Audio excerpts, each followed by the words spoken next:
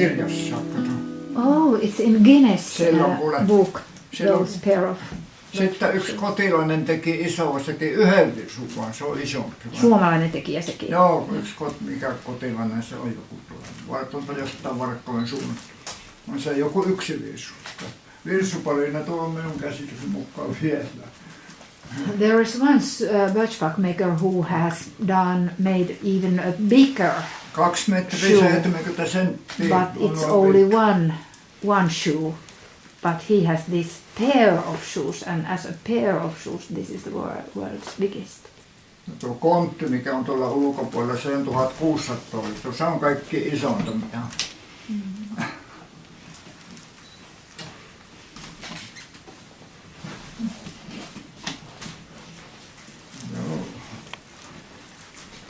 Joo, tämä on tämmöinen, ei ole ennen minkään näköistä, kun tämä on pieni. So, ITE, self-made life. Can you explain that?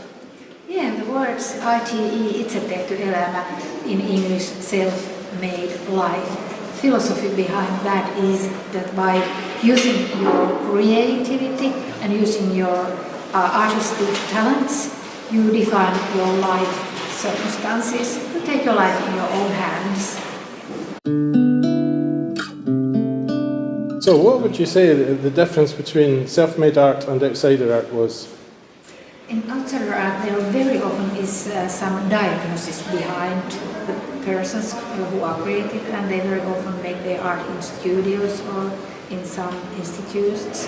But ITE art, it's made in normal life circumstances. The creators, they live in small, or very often in small villages, and they live there in the everyday life in very, very normal circumstances. Can you talk a little bit about the materials that the artists use? The most common material is wood in its varying shapes, because it's so easy and cheap material to find in Finland. There are a lot of sculptors who make their wooden sculptures, and topics are very often animals and nature topics. And also concrete is very common material, and every kind of recycled materials. They very often use everything they can find from their home yards and in the villages around them. And the material which is very seldom used is textile, but we have thought that it's our fault because it's much easier to find those big environments and sculpture parks than textile art, which is inside homes. And we have tried to open our eyes and be more creative. And in last years we have found also works done from textile materials. How would you describe an ITE artist? People often think that they are, everybody who is self-taught, he could be ITE artist, but not. You can be a Sunday painter, self-taught Sunday painter, and you want to be as good as a professional artist, but then you are not ITE artist. You must have something very personal and original way to express yourself, and you must have imagination, and you must surprise people. You feel by your heart when you see an ITE art piece that it touches you by a certain way. We visited Erkki the other day. When did you first discover his work, or is there anything you would like to say about Erkki's work? Erkki is very exceptional. We don't know any other artist who is using birch bark. There are a lot of craft people who use that material, but Erkki is very extraordinary because his creation goes over a normal level, so that he makes also sculptures, and he uses the scale in very minimal size and very big scale, so that which goes over those normality from craft that makes him as an ITE artist in our eyes. And we found him more than 10 years ago, and we have shown his art in very many museums and also abroad. No wonder when people are so disconnected from nature now, that something in the work is quite interesting because it reconnects them to nature. And I wonder if Erkki could speak a little bit about his relationship with nature. Kuollitkin mutkittaiva joku Luirajärvellä ja no, se on minun elämäni hienoin kokemus. Erkki is remembering his happiest moment in his life in the middle of nature in Lapland. In his youngster years he was there as a forest worker in Lapland, and then in one midsummer time he took a couple of days and nights and he made a float from very dry wood, and by that self-made float he lied there on the float, and then the river flew him 2 days and 2 nights, and every now and then he went on the land and made a fire and made coffee, and then back to the float, and then just looking the sky and looking the clouds and listening the voices of nature. And then it was midsummer night when he arrived at that place where the other forest workers were, and everybody was happy that now Erkki came, and there were midsummer fires and midsummer drinking, and Erkki, who is absolutist and doesn't drink alcohol by himself, and he showed that like drinking and like being a little bit drunken. And that was so happy moment, and just being there in the desert and middle of nothing but middle of everything in the same time. Joka hylkee minut ensin. As a youngster, Erkki was working there in Lapland and living in some family, in farming family, and in that house there was a very, very beautiful daughter with long golden hair and so beautiful, and Erkki fell in love with her. And then one evening when Erkki was sitting beside the river, there was a desert river, and he was sitting there, and suddenly that girl without shoes came very silently and sat beside Erkki and clamped her hands around him and kissed him just in the middle of mouth. And then the love story began, and all the summer was full of love.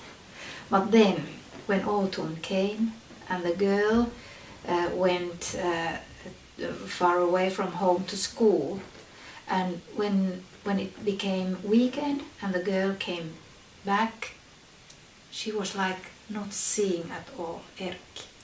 And this same happened week after week, and then Erkki found that now she has found somebody else and she doesn't notice me at all.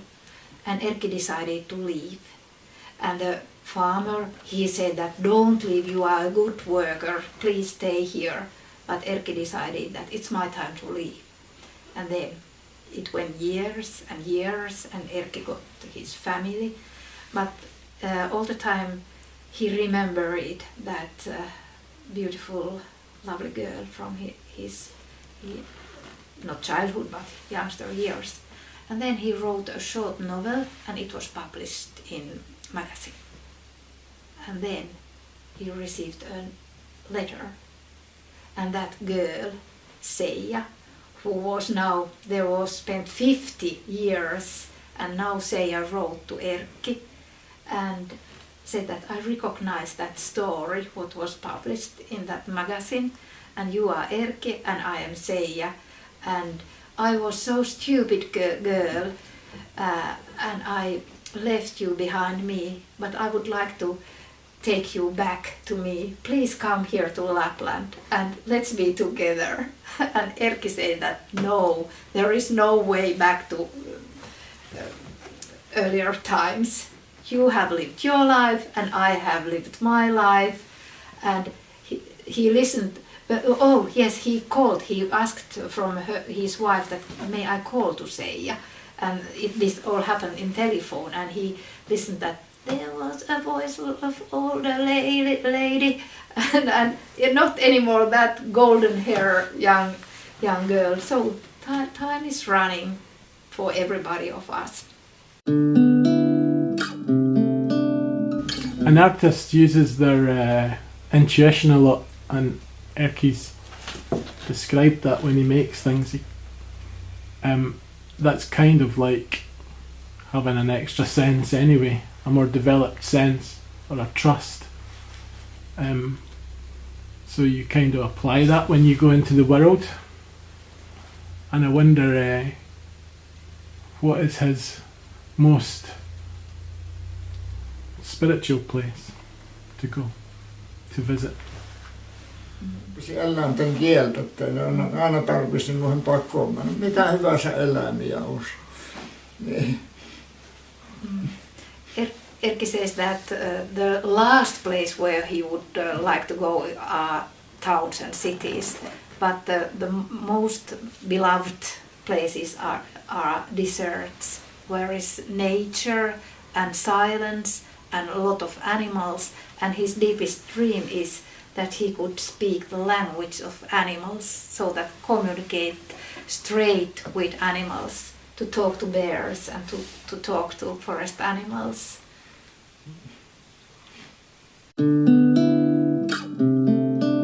Birch ash for keeping him healthy, and he says that he had cancer and he was recovered because he used that ash of birch.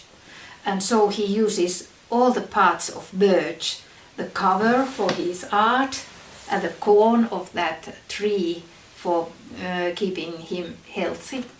And he told that earlier times when people baked their bread in oven, and the oven was heated with birch tree, and always there was some ash in the bottom of the oven, so that when the people ate that bread, there always was some ash in the bottom of the bread. And so there was no stomach cancer and no diseases like nowadays, because Erkki believes that it's the reason is that ash, that it kept people healthy and without bad diseases. Does he want to give us his secret recipe? Yes, he is ready to do it. Tell him then. Yhtä pahalle ennen sitten. Joka päivä minä otan tilikan. Erkki is burning birch wood in oven, and then he takes that ash, and he's mixing the ash so that there is 1 cup ash and 5 cups water, and then he is boiling it all together, and then every day he is drinking that mixture of that ash and water. He's mixing that with water and drinking, and it's very bad. It tastes really bad, but he says that you will assume it will, after a moment, it's okay to drink it. Does Erkki realise that from the outside he does appear to be a shaman? What that? He does appear to be a shaman. He has his ceremonies with his. That you think that he is. Yes, very much. When I hear about his holistic practice. Yeah. Okay, I will ask. Oletko sä koskaan ajatellut, Erkki, että sähän oot vähän niin kuin itsekin semmoinen niin kuin shamaani, että tää sun luontoyhteys, syvä luontoyhteys. Ei ole tullut mitään. Onko se vaan niin luonnollista? Joo, tässä siinä on semmoista kotiseudulta perittyä vissiin. No, not at all. Erkki doesn't think that he is a shaman, but it's something which is very natural from his childhood and from his traditions. It's very natural and it's a part of him. Thank you.